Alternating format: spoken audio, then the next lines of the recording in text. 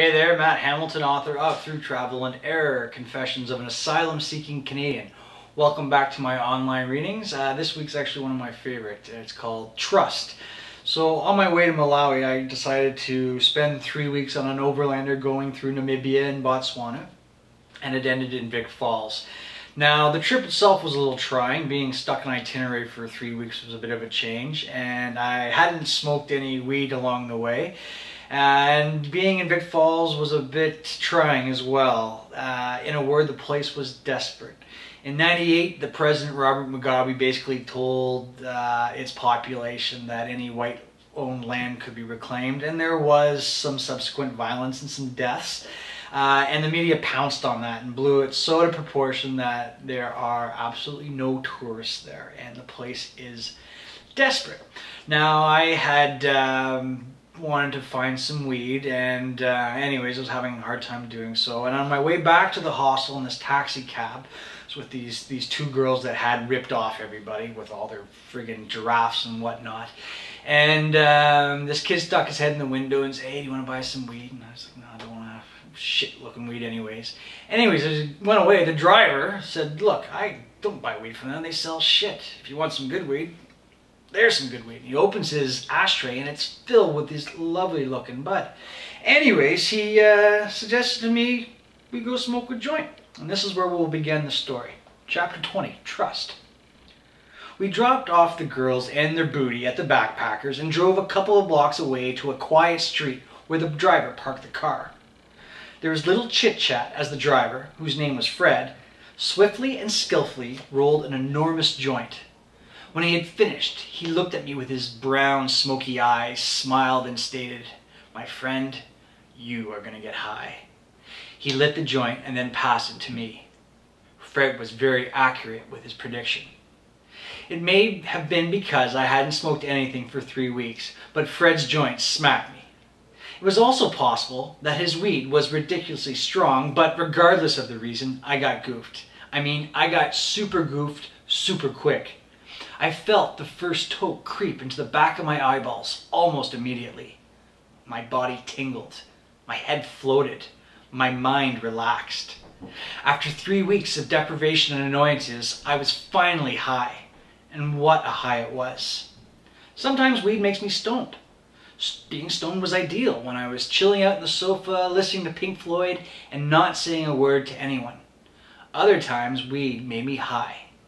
Being high was the complete opposite sensation of being stoned. When I was high, I was very talkative and full of laughter. Fred and I were both very, very high. What developed over the course of another joint was a classic stoner's conversation. We talked about how long we'd been smoking weed and what our views were about the extensive values of ganja. We talked about the drug laws in our respective countries. We talked about the shit weed that we smoked, and we talked about the premium weed we smoked. We talked about the different ways to consume weed. Fred's favorite method was the bong. We philosophized and talked about the big picture. We had several one-sided discussions that would usually end with the speaker saying, "What was I talking about?" And then there would be laughter. Lots and lots of laughter. As I said, it was a classic stoner conversation. And I felt so at ease with this guy, Fred, that I asked him if I could buy some of his weed. Now, he said he didn't have any to sell, but he would be more than happy to go get me some. Now, I didn't feel like going for a long ride, which he said would take about an hour, so I gave him some money. And I said, "Look, I trust you, get whatever that gets me, and we'll see you at the hostel later on." So he dropped me off and said he'd be back in an hour. Now, there were two guys on my overland truck that I got on quite well with, Charlie and John. Hello, if you guys are out there. And I knew that they would be interested in my scoring some good ganja. Now, I told them about this, and they were excited. However, their excitement turned to laughter when I told them that I had given the driver some money. They thought that he was never going to be seen again. I mean, why not? I mean, how am I going to track him down? I'm not going to go to the police.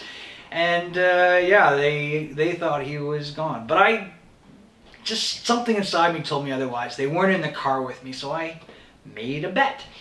Anyways, we'll pick up the story during the waiting process. 2 hours later, there was still no sign of Fred. I angrily conceded to myself that I had been scammed. I was pissed off. Now, I wasn't mad at losing the money, and believe it or not, I wasn't even pissed at Fred.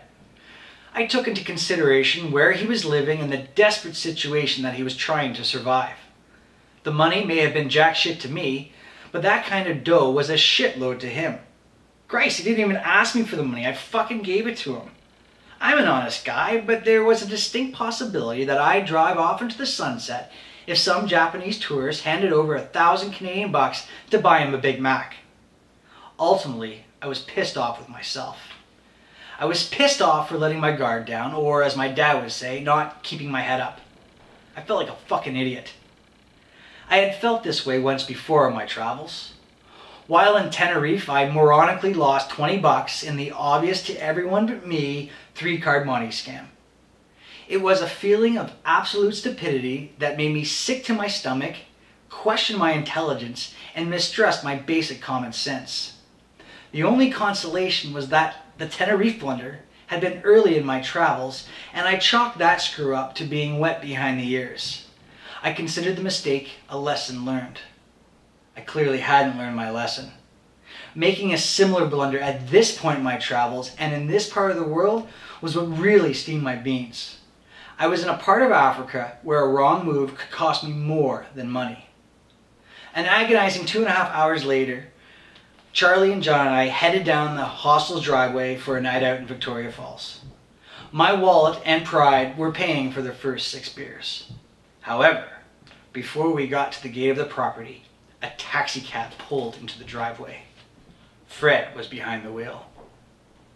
I'm not sure what I said to Charlie and John as I ran over to Fred's cab, but I'm positive that the comments were dripping with a victorious arrogance.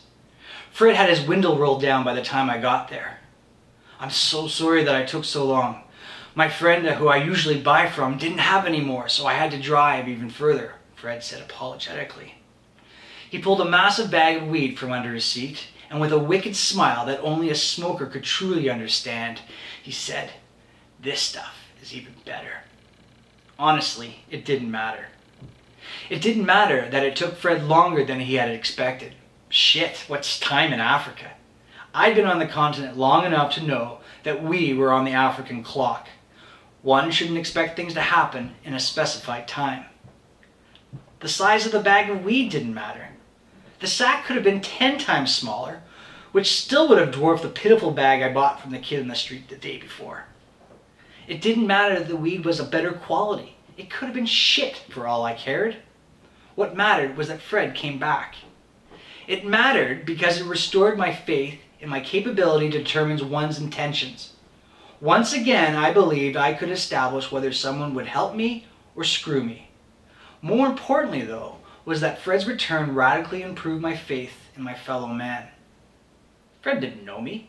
As far as he knew, I was one of those rich, demeaning, ignorant tourists who came through Vic Falls waving money and haggling his people into accepting a pencil for their beautiful crafts. I hate to say it, but from the stories and from what I have seen with my own eyes, the large majority of tourists who traveled through the city were exactly that type. Why wouldn't Fred think of me in the same negative light? Why wouldn't he take my money and disappear? Maybe because Fred was a decent man, and he knew stealing was wrong. Maybe because he was a good judge of character, and he saw I wasn't the typical greedy tourist. Maybe because Fred, like me, believed that although we lived in a world full of despair and greed, there were still some good people worth being good too. Maybe because we knew that there were people worth trusting. I hope you enjoyed that chapter. As I say, that was one of my favorite moments during my travels. It's something I will never forget, my encounter with Fred. If you'd like to find out more about that chapter, myself, or hey, the book, or maybe where you can get it, please visit my website, madmattiesworld.com. I look forward to talking to you all next week. Until then, have a great one. Bye-bye.